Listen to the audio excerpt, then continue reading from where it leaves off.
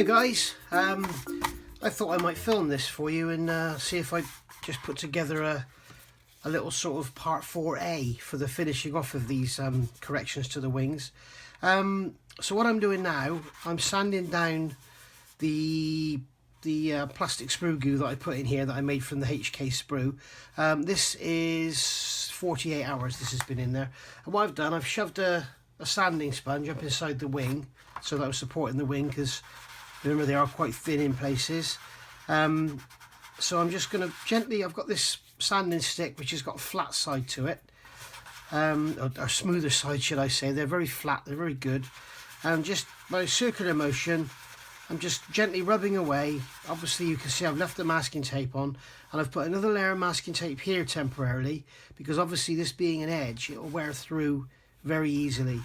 So just very, very gently rubbing the sprue glue. You can see I've put some pen marks on it so I can see where I'm rubbing, and that will also show any low spots. And what I'm going to do is just basically sand this flush with the masking tape, so we'll end up with it slightly raised on the surface. But then if there is any divots or anything in it, then I can deal with that then.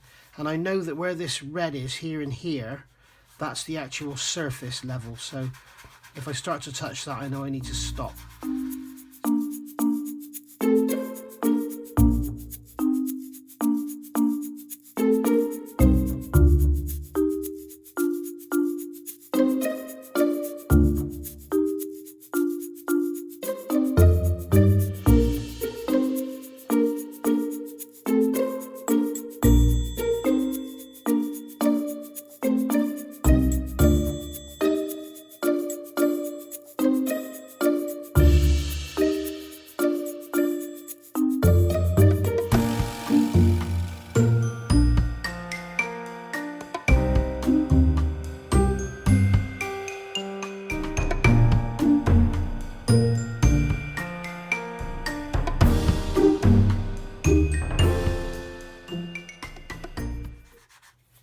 Looks like I might have some rivet detail coming through there, so I think I'll probably just put a little touch more in there. So I'll get my where's it gone? There it is. This is my HK sprue glue, marked up HK on the jar. Get a little tiny brush, here we go, and then just in there, and then just put a tiny bit over where the black marks are.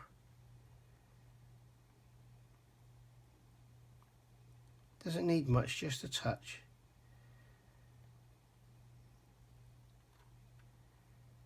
And what you're doing is this stuff dries from the outside in, and what you want to do is get it as thin as you can. Otherwise, if you lather it on and have it plastered, then you'll find that after a week or so it'll still be soft. So there we go. So I've done that one. Now I'll move on to the other one. Let's give the brush a quick clean in some extra thin.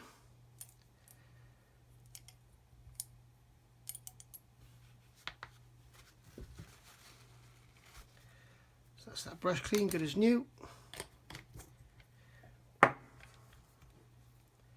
Stick it back in its protector,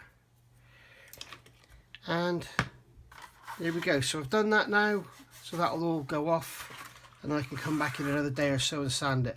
And as I say, just waiting a day here, waiting a day there.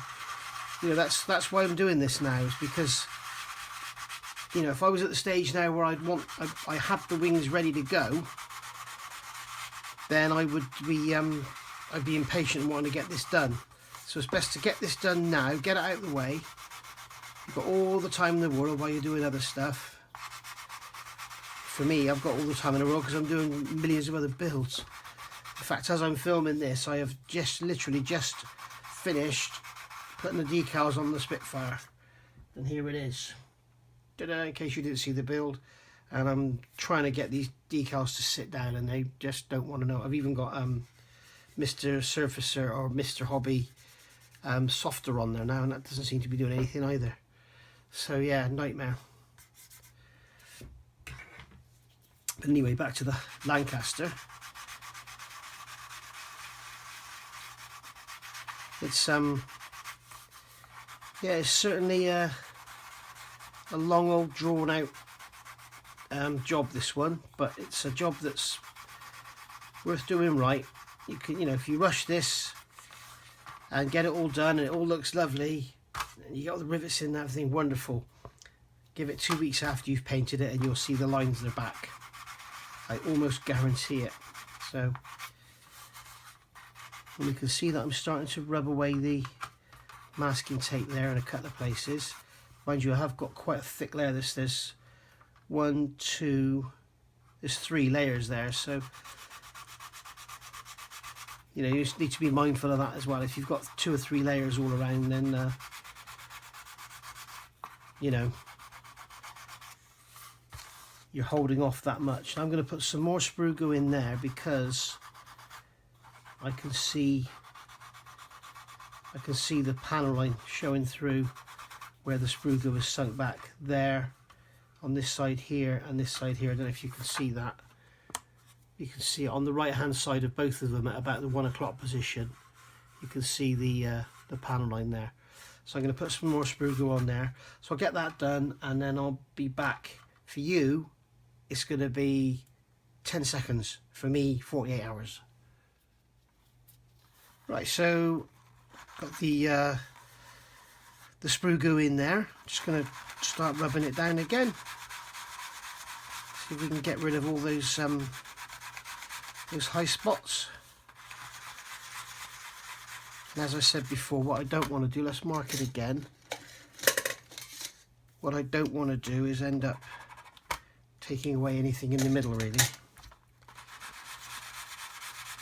And as I said before, we know then that we've got the we know then we're above, as long as we don't rub away that red, we know we're okay, we're not on the actual surface of the model. Still got my sponge in there, giving it some support.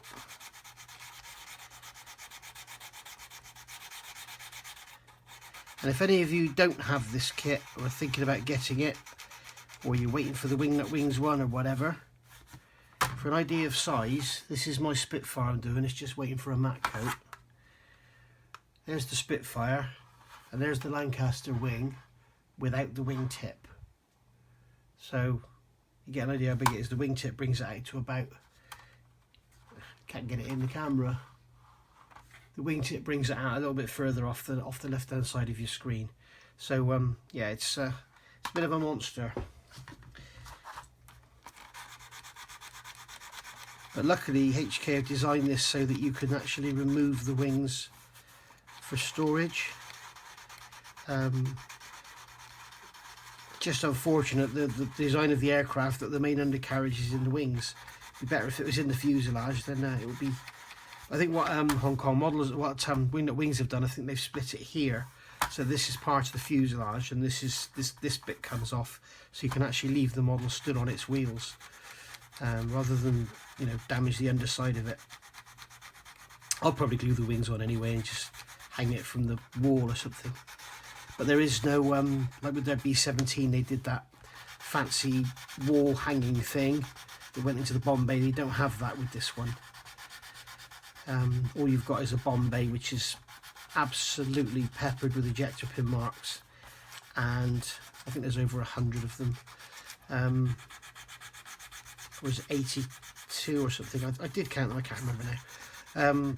Yeah, you've got a load of ejector pin marks, and then also you've just got holes in the place where the actual bombs go. You've got no bomb racks or anything, so if you want to display an open bomb bay with no bombs in it, then you've got a lot of work to do.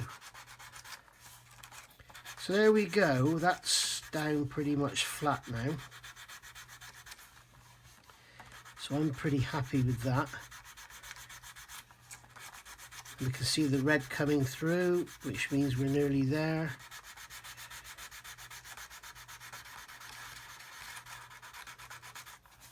So I think now I need to stop and get to a finer sanding stick now. So there we go, that's that side done. I'll do the same on the other side, and then we'll get the tape off and do some polishing. Right, brought you in a bit closer now. So you can see that what I've done here, sanded through the tape as I did with the other one, and then what I've done is remove the tape, and now I can just feel some sort of ununiformity, if that's the word I'm looking for, if that word exists. And now I've got this flat nail file. I get these from supermarkets, and it's very flat and very hard, so it's very, very good for stuff like this, and it's also very fine. So I can just very, very gently just rub away on here. I mean, if I need to just give myself a guide, I can take a pencil and just make some marks around the affected area where the sprue goo has been, like this, and then in these pockets here. And then I know once those pencil marks disappear that I've gone far enough. So you can see this one here, it's not rubbing it away because it's slightly raised. But as soon as I start to see that pencil mark disappear, then I know I'm there. The same up there.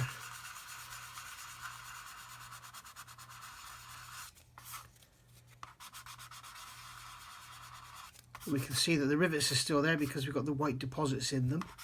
My God, that is one fine rivet line across the bottom there.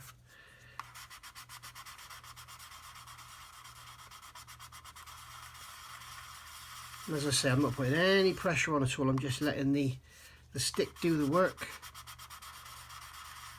And I'm cleaning the stick on my jeans, which is the best way to clean them.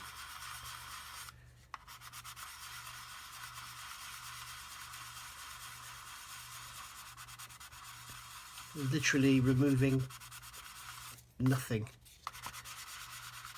As you can see, we've still got witnesses of pencil line there, so I'll just add another pencil line so you can see what I'm talking about. What I'm waiting for is that mark there to disappear. At the moment, I've got a slightly raised area where that sprue goo is, which is holding the sanding stick away from that pencil line.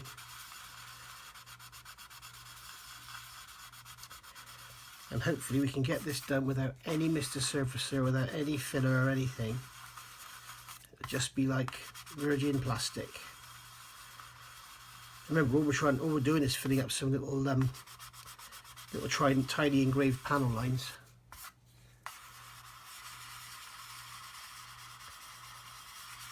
And if you're an experienced modeler and this is boring, I'm really sorry. Just switch off. But this is aimed at the guys who maybe not so experienced with modelling but want to build a 32nd scale Lancaster and want it right. You know, a lot of people won't bother with this because it just won't matter to them.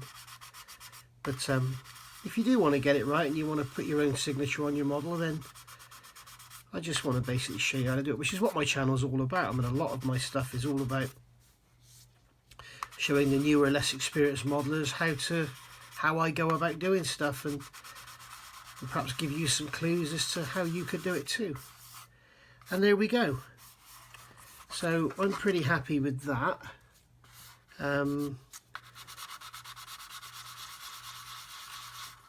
There is still a witness there of the circle that was there, so I probably will have to put some Mr. Surfacer on and just roughly sand that back. But hopefully this has helped you achieve the end goal of getting rid of those lines. And then the next bit will be me showing you how I'm going to redo these rivets, and I've got an idea for that, and I'll show you how when I'm going to try it first. There's no point in making a video about how I do it and then it completely fails. And there we go. I'm happy with that. I think they are going to need a touch of Mr. Surfacer. So you can see some tiny little white areas there. I think that's where there's going to be a slight hole in the void in the sprue goo. So I'll get some Mr. Surfacer on there and then I'll come back. Just want to bring you in and show you something here. I'm on the other wing now with the larger panel. Remember, this was basically a scribed line and then some rivets going across that panel, which is the the dinghy panel in the port wing, which is not required. So you can basically see here this side is flush now and this side isn't, and the way to achieve this is to get your pencil. No, I'm using pencil, not magic marker now, because I don't want to have any magic marker left behind. And then you can see as I'm sanding, the pencil on the actual panel disappears. Get my sanding stick in behind, make sure that's supporting it. And the actual pencil that's on the physical wing is still there. So just show you that again, like that. As soon as I start sanding, the pencil on the actual panel disappears, but the pencil on the wing is still there. So what I'm going to do is just keep going like this. Just keep sanding until the pencil disappears. Right, so I've gone all around this now and rubbed it all away so that I've got no pencil around the edges. So I've just gone over now with the pencil again and just gently going to rub around and make sure that I've got no high or low spots. If there's a low spot, there'll be pencil remaining. If there's a high spot, the pencil will come away quicker than anywhere else. And I've just had a look through a magnifying glass, and what you've actually got here is where the sprue goo has gone into the panel line, and in some cases the rivets, you've got like tiny air bubbles which give you that slight witness. Like you can just see that line there. That is basically minuscule air bubbles in the sprue goo. So maybe I should have made the sprue goo a bit thinner, and then it might not have bubbled up so much. But you can imagine you've got like a you've got a hole or a panel line, and when you paint something over the top of it, it's got to displace the air and it's got to come up, and you know, it doesn't always work. And that's the biggest problem with using Mr. Surfacer, I've found, for doing stuff like this, is you're forever chasing your tail, because you kind of put it on, rub it away, you got a hole, put it on, rub it away, you got a hole. And the worst one is with Mr. Surfacer is if you think you've got it, you rub it over, great, when you paint it, the paint just melts and all you've got is a skin over the top of the hole, you know, almost like a drum. So you've made the drum skin over the top, and then when you paint it, it sinks. So yeah, it's really best to use sprue goo in my opinion, and then you know where you are. So that is now all that flat and level. So I get my sanding sponge behind it again, and I'm just going to go in from this angle here, and just in circular motion, just gently, I'm putting no pressure on, I'm just gently rubbing it just to make sure it's flat and smooth. And where you can see the dark patches here, that's just where the sprue goo is melted into the surface and taken the black ink with it, which is another one of the reasons for using pencil and not using ink. There we go. So I've retained all the rivet detail around without losing any of it at all. I know you can't hardly see it on there, but it is still there. And now I'm going to go around with Mr. Surfacer and just go over the areas where I've used sprue goo. And here's the other wing, the underside. Remember, what we've covered up here is this. That's what we had. This these landing light representations, which I feel should be actual. They should give you clear parts and have a divot in there rather than this just a representation. I think for a 30-second scale kit is pretty poor. So this is Mr. Surfacer on here. This should have gotten dried off by now, and I can just rub away. And I think what I'll do, same as before, just go with some pencil just to make sure I'm not going too far. I could just gently rub away, and I'm doing this with the sanding stick because of the curved surface on the wing. I could just gently rub like that and hopefully end up with just a very, very slight trace of Mr. Surfacer in the areas where there was an undercut or a divot in the sprue goo. And there we go. And that is that done. Now next, what we need to do is wash it to get the get all the dust out of all those holes. Sometimes it'll come out with a brush, sometimes you can blow it out with an airbrush, but generally the best way is to wash it and just scrub up the nail file. So I'll just leave that to go off now, and I will probably leave this about a week before I do anything else to it, just to make sure.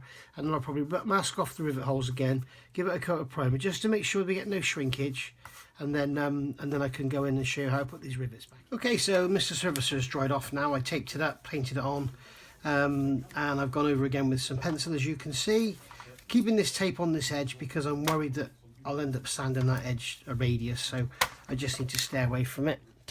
I'm going to shove my blue sponge up inside there again to support it, and then just gently applying a little bit of pressure, very worn flat stick, just gently going to sand away until all the pencil disappears.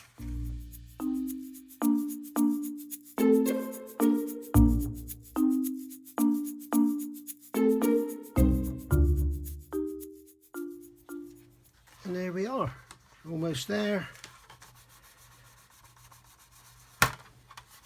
Basically this is, you know, it's practically like paper. It's much smoother than 1200 wet and dry, so there's really nothing, hardly any abrasive left on it.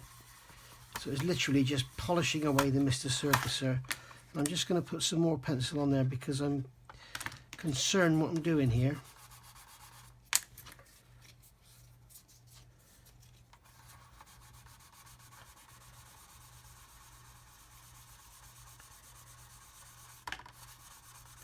Yeah, and there is some pencil remaining on the wing, and there it goes, gone.